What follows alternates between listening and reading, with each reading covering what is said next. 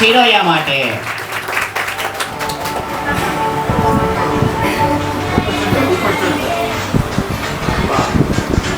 સૌ પ્રથમ અહીં ઉપસ્થિત વડીલો અને સ્નેહી મિત્રોને મોહેક તરફથી હેતની ચાસણીમાં ડૂબેલા મીઠા મધુર વંદન. આજે હું તમને માતા પિતા વિશે 2 શબ્દ કહીશ, તે તમે ધ્યાનથી સાંભળજો. મા અને માતૃભૂમિને મારા વંદન. પિતા એટલે કે એક ઘરને ટકાવી રાખવા માટે એક મજબૂત પાયાની જરૂર પડે છે. તેમજ સાહેબ એક સુંદર પરિવારને ટકાવી રાખવા માટે સાહેબ એક પિતાની જરૂર પડે છે. પિતાની હાજરી સૂરજ જેવી હોય છે. શું? પિતાની હાજરી સૂરજ જેવી હોય છે. સૂરજ ગરમ જરૂર થાય છે, પણ જો એ ના હોય ને તો અંધકાર છવાઈ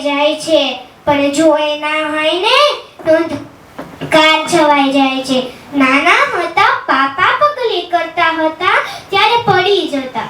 ત્યારે મનમાં એક જ વિચાર આવતો કે પપ્પા છે ને મોટા થઈ ગયા, સ્કૂલે જવા લાગ્યા. છોડવા આવેલા પપ્પાને પાછું ફરી ટાટા કરતા. ત્યારે મનમાં એક જ વિચાર આવતો કે પપ્પા છે ને મોટા થઈ ગયા, કોલેજ જવા લાગ્યા, કોલેજ પાર્ટીઓ કરતા.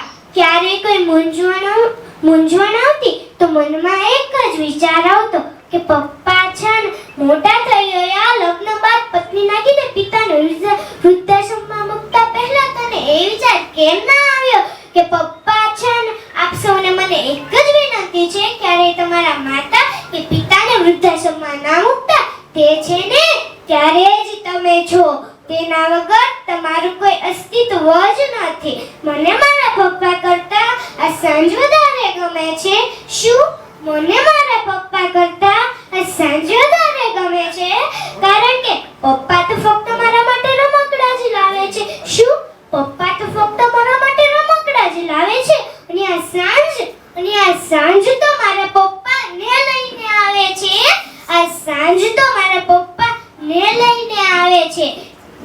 દીકરીઓ પિતાની પરછાઈમાં રાજ કરે છે. શું? દીકરીઓ પિતાની પરછાઈમાં રાજ કરે છે. પિતા એક એવા વ્યક્તિ હોય છે કે જેના પગથાથી પણ દીકરીઓને પ્રેમ હોય છે. પિતા એક એવા વ્યક્તિ હોય છે કે તેના પગથાથી પણ તેની દીકરીઓને પ્રેમ હોય છે. આટલું કહી હું મારી વાણીને વિરામ આપું છું.